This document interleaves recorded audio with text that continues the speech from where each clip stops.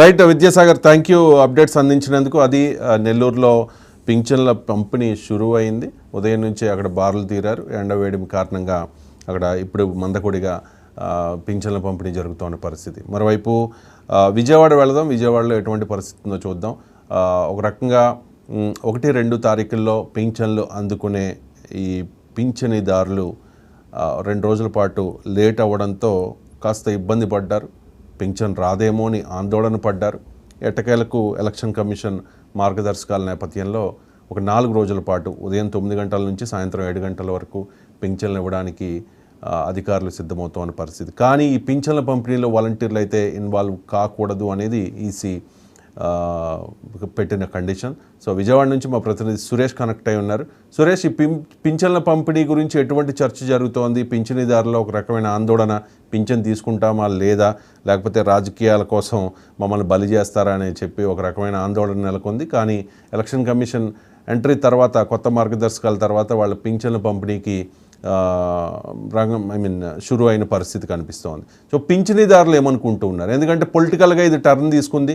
సంక్షేమమే ఇన్నాళ్ళు మేము చేసిన సంక్షేమమే గెలిపిస్తుంది అనేది వైఎస్ఆర్ కాంగ్రెస్ పార్టీ వాదన, వాళ్ళ నమ్మకం కూడా, వాళ్ళ భరోసా కూడా.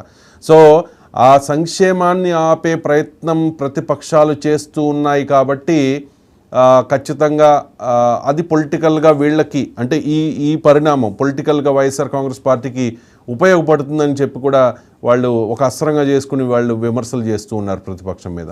సో పింఛనీదారులు ఏమనుకుంటూ ఉన్నారు సురేష్?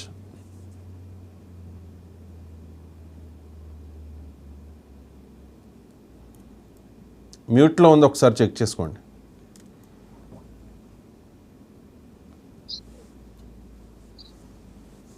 గతంలో కన్నా కూడా ఇప్పుడు జరుగుతున్న పరిణామాల్లో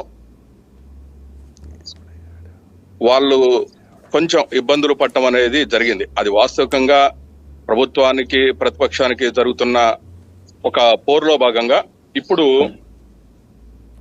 వయోవృద్ధులు, మరి అవ్వలు, తాతలు కానీ, మరి ఏదైతే మంచం మీద ఉన్న కొంతమంది డయాలసిస్ రోగులు కానివ్వండి, ఇంకా ఏదైనా కానివ్వండి, వాళ్ళందరూ కూడా చాలా ఇబ్బందులైన పరిస్థితుల్లో ఉన్నా కూడా ఇప్పుడు ఉన్న మార్గదర్శకాల ప్రకారం, ఎలక్షన్ కోడ్ మార్గదర్శకాల ప్రకారం మరి ప్రతిపక్షం ప్రభుత్వాల మీద వేసిన ఒక హైకోర్టు పిల్లైనా కానివ్వండి, వీటన్నిటి మీద కొంచెం ఇబ్బందులు పడటం అనేది జరిగింది.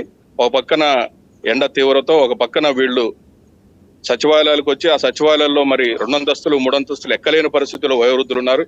మరి వారి కోసం ఎలాంటి సదుపాయాలు చేస్తారనేది ఇంకా సచివాలయాల ఎంప్లాయీస్ కానీ, అక్కడున్న మరి ఎవరికైనా సిబ్బంది కానీ ఇంకా స్పందించలేదు. ప్రస్తుతం ఈ రోజు మధ్యాహ్నం 3 గంటల నుంచి ఈ కార్యక్రమం అనేది జరుగుతుందని చెప్పేసి, పెన్షన్ ఇవ్వటం జరుగుతుందని చెప్తున్నారు. ఓ పక్కన మన దగ్గర కొంతమంది మరి అవలు ఉన్నారు, వాళ్ళ మాటల్లో ఒకసారి మనం విందాం. అమ్మా, ఏమనుకుంటున్నారు మీరు? మీరేమనుకోండి, కాదు, మీరు అసలుకి మీరు పెన్షన్ కోసం వచ్చారా? మరి ఏమనుకుంటున్నారు? అసలు పెన్షన్ లేట్ అయింది కదా మీకు. ఏమనుకోండి, మీరే వేస్తారు ఎక్కడికి పోతే, ఎక్కడికి కావాలి. మీరు అందరూ బాగున్నారండి, పేదం చేస్తారండి. మేమందరూ చేస్తాం. మా చర్చ చాలా అట్లా కాదు మా, అసలు మీరు ఇప్పుడు మీరు ఇవ్వటం లేట్ అయింది కదా, మీరు వచ్చారు. ఏమి ఇబ్బంది పడుతున్నాండి, అప్పు తీసుకొని ఎటువంటి వాడుకొని ఒక 50 రూపాయలు తీసి పక్కన దగ్గర తీసుకొని వాడుకొని తింటున్నా. ఇప్పుడు అప్పులు తీసుకుంటున్నారా? అంటే 2 రోజులు లేట్ అయిందనా? అప్పు తీసుకున్న తర్వాత పెన్షన్ వచ్చిన తర్వాత ఇచ్చేస్తారా? సరే, ఇప్పుడు 3 అంతస్తు ఎక్కుతున్నారు కదా, ఎలా ఉంది మీకు? ఇబ్బందిగా ఉందా? ఇబ్బంది ఏమీ లేదండి, ఎందుకని. సరే, ఇక్కడ ప్రస్తుతం ఇక్కడ ఉన్న పరిస్థితుల్లో మనం కొంతమంది దగ్గర ఉన్నామండి. వాళ్ళు ఏమంటున్నారంటే ఈ 3 రోజులకి మేము ఏదో విధంగా సర్దుబాట్లు చేసుకున్న తర్వాత ఈ పెన్షన్ వచ్చిన తర్వాత మేము ఇస్తామని చెప్పేసి అనుకుంటున్నారు. ఇది ఇక్కడ ఉన్న పరిస్థితి సార్. సురేష్ కుమార్, విజయవాడ. రైట్, అది పరిస్థితి.